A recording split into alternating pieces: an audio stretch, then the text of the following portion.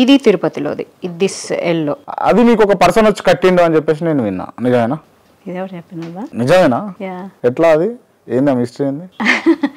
ఎవరు చెప్పారు? నేను అడుగుతున్నా, చెప్పండి. ఎవరు చెప్తారు నాకు? మీకెవరు? ఇంటర్వ్యూ ఊరికేనే వస్తారా అండి? శశాంక్ చెప్పింటారులే, తనకి తెలియదు కదా ఈ స్టోరీ. నాకు ఎవరు చెప్పలేదండి, నేనే పర్సనల్ తెలుసుకున్నా. చెప్పండి.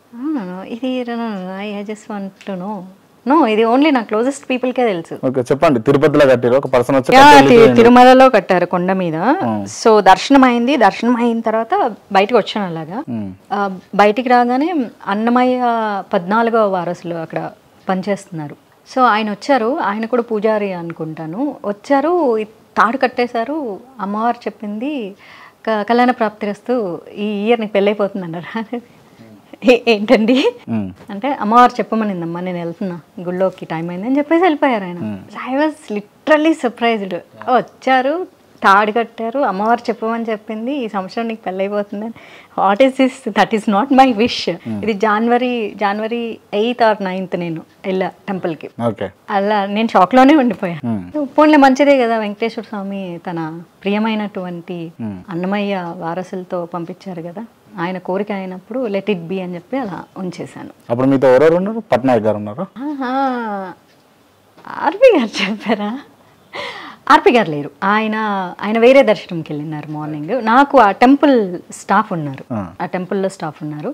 అందులో కూడా ఇంకొకరు అన్నమయ్య వారసులు, అబ్బాయి తరపు వారసులు ఇంకొక అతను ఉన్నారు, టెంపుల్ స్టాఫ్ ఉన్నారు. అంటే దేవుడు నిశ్చయించినట్టే కదా, మీరు నమ్మితే ఒకవేళ అక్కడ ఆవరణలో ఉన్న వాళ్ళని కూడా ఎంతవరకు కూడా ఎందుకు పెళ్లి కాలేదు మరి? త్వరలో పెళ్లి అవుతుంది అని చెప్పినాక కూడా అరే let this happen, marriages are made in heaven. ఇంకా అదే నమ్ముకొని ఉన్నారు. నేను అమ్ముకోలేదు, నేను నమ్ముతా. నా లైఫ్ ఎలా డెస్టినీ రూట్ చేస్తే అలా వెళ్తుంది, ఎలా వస్తే నేను రిసీవ్ చేసుకుంటా. కర్మన్నే వాదికారస్య మా ఫలేష్ కదాచన. I have to do my duty. నేను ఇలా చేశాను, అది జరగలేదు. ఒకప్పుడు ఉండేది. ఈ 2023 నాకు చాలా నేర్పించింది, టు బీ ఆనెస్ట్లీ. అంటే నేను మళ్ళీ చెప్తాను, లార్డ్ కృష్ణనే నాకు నేర్పించాడు. ఎలా నేర్పించాడంటే, ఒక థాట్ ప్రాసెస్ జరుగుతుంది, ఏదో టెలిపతి లాగా నాకు అనిపిస్తుంది, ఇది కరెక్ట్ కాదు, ఇది కరెక్ట్. ఇంతకుముందు నేను అరే ఇది చేశాను, ఇది ఎందుకు ఫెయిల్ అయింది, ఇది చేశాను, ఇది ఎందుకు ఫెయిల్ అయింది, చాలా అంటే ఫ్రస్ట్రేట్, డిప్రెషన్, ఇట్లాంటి స్టేట్ ఆఫ్ మూడ్లో ఉండేదాన్ని. ఈ ఇయర్ కంప్లీట్లీ ఏం జరిగినా మన మంచికే. ఓకే, జరిగిందా, లెట్ ఇట్ బి. జరగలేదా, let it be, no problem. నా ఫేట్ ఎలా ఉంటే అలా నడుస్తుంది. నేను చేయాల్సిన పని ఏంటి, నా డ్యూటీ నేను చేయాలి, అది చేస్తున్నా. మాధవీలత గారు ఎవరైనా లవ్ చేసిరా?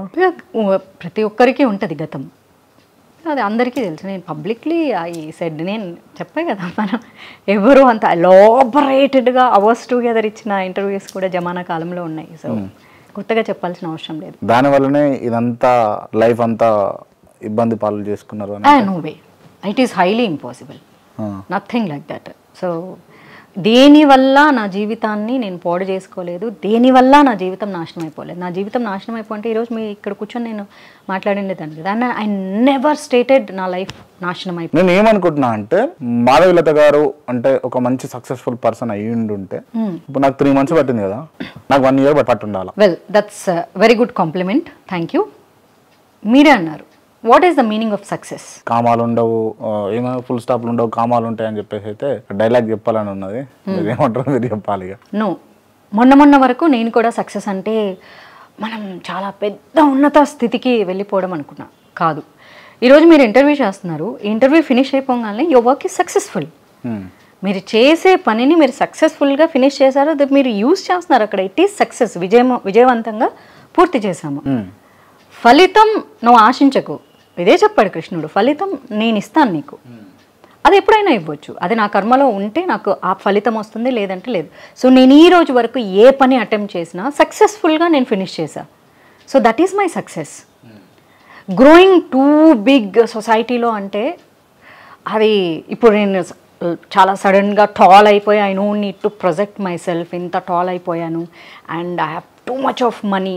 ఇంతకుముందు నేను అనుకునేదాన్ని, ఇంతకుముందుకి ఇప్పటికి డిఫరెన్స్ ఏంటంటే, having too much of money అది ఐశ్వర్యం అవ్వదు.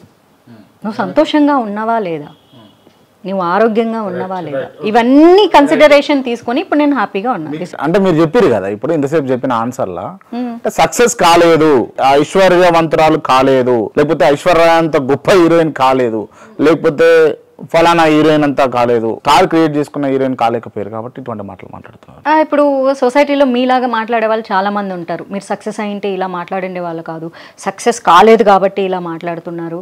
ఇలాంటి మాటల్ని ఒకప్పుడు పట్టించుకునేదని చెప్తున్నాను కదా. 2023 is completely changed my life. Krishna taught me so many things. మీలాంటి వాళ్ళు ఇది మీ బ్రెయిన్, ఇది మీ ఆలోచన.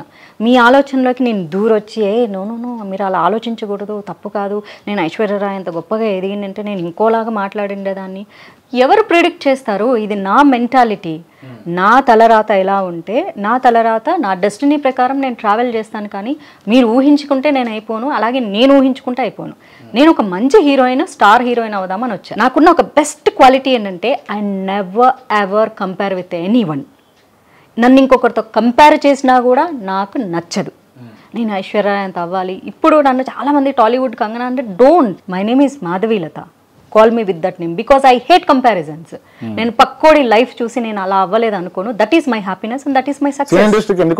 హీరోయిన్ అవ్వాలని no inspiration. I want to become an actress. మీరు చెప్పడానికి నేను వినడానికి బాగానే ఉంటది కానీ అది నా జీవితం. మరి ఇంకెందుకు వచ్చారు మీరు? ఎందుకు అడుగుతున్నారు? మీరు నిజం చెప్పండి. అంటే నిజమే చెప్తున్నా. ఏం సినిమాలో చూడలేదా మీరు? అదే చెప్పేది మీకు. అసలు ఎక్కడ ఫినిష్ చేయకుండా చెప్పడానికి విన్నాను. రాకముందుకు మీరు సినిమాలు చూసేవాళ్ళ? ఎందుకు చూసా, బరాబర్ చూసా. నేను హీరోయిన్ అవ్వాలని థాట్ ఎప్పుడు వచ్చిందా? When I was in 7 years old, ఒక చిన్న పాపగా దూరదర్శన్ టీవీలో అభినందన అనే ఒక సినిమా వస్తుంటే బ్లాక్ అండ్ వైట్ లో చూసి ఆ హీరోయిన్ రోల్ నేను చెయ్యాలి. అదేంటో నాకు తెలియదు. మంచి బట్టలు వేసుకుంది, మంచి షూస్ వేసుకుంది, మంచి హెయిర్ స్టైల్ చేసుకుంది, భలే ఉంది చూడడానికి, అది నేను అవ్వాలి. So that is my inspiration.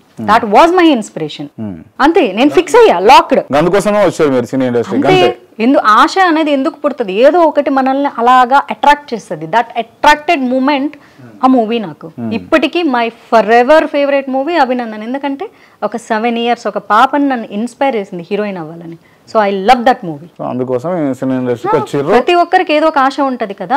కొందరు డబ్బు కోసం, కొందరు పేరు కోసం, కొన్ని అన్ని తెలుసుకొని నాకు ఏమీ తెలియని వయసులో అరే భలే ఉందే ఈ పాత్ర, అదే అట్లాంటి పాత్ర చేయాలని ఫిక్స్ అయ్యా. అంతే. మీరు వచ్చిన తర్వాత అటువంటి పాత్రలు చేశారా? హీరోయిన్ గా నేను చేసిన ప్రతి సినిమాలో ఎక్కడా కూడా టైం పాస్ రోల్ అయితే నేను చేయలేదు. అదొక్కటి నేను ఏదైతే స్టిక్ అయ్యానో. అఫ్ కోర్స్ తెలుసు ఈ జనరేషన్ లో అప్పుడెప్పుడో పాత రోజుల కాలం లాగా హీరోయిన్ కి చాలా విలువైన పాత్రలు ఉండాలంటే కష్టం. కానీ అలాంటి ఒక స్టూపిడ్ లాజిక్ పెట్టుకొని, నేను పెరిగిన నా బ్రాటప్ అట్లాంటిది, అలాంటి ఒక సినిమా ఇండస్ట్రీలో అది వర్కౌట్ అవ్వదని తెలిసిన అట్లాంటి ఒక స్టూపిడ్ లాజిక్ పెట్టుకొని హీరోయిన్ అంటే అలా టైంపాస్కి వచ్చిపోకూడదు అని కాకుండా చాలా బరువుగా ఉండాలి అనే పాత్ర అనుకున్నా. చేసిన రోల్స్ అన్నీ ఇంపార్టెంట్. ఎక్కడ ఆడపిల్ల యొక్క వ్యక్తిత్వం తగ్గించే పాత్ర ఈ రోజు వరకు నేను చేయలేదు. అంటే మీరు మూవీస్లలో ఒక అంటే విమెన్కి ఇచ్చేటటువంటి రెస్పెక్ట్, ఆ పాత్రకు కూడా ఆ వెయిటేజ్ రావాలి. సో అందుకోసమే అట్లా అవకాశాలు వస్తేనే చేస్తా అన్న కమిట్మెంట్ తోటి మీరు ఉన్నారు. Yeah, that was my mistake. Right కదా.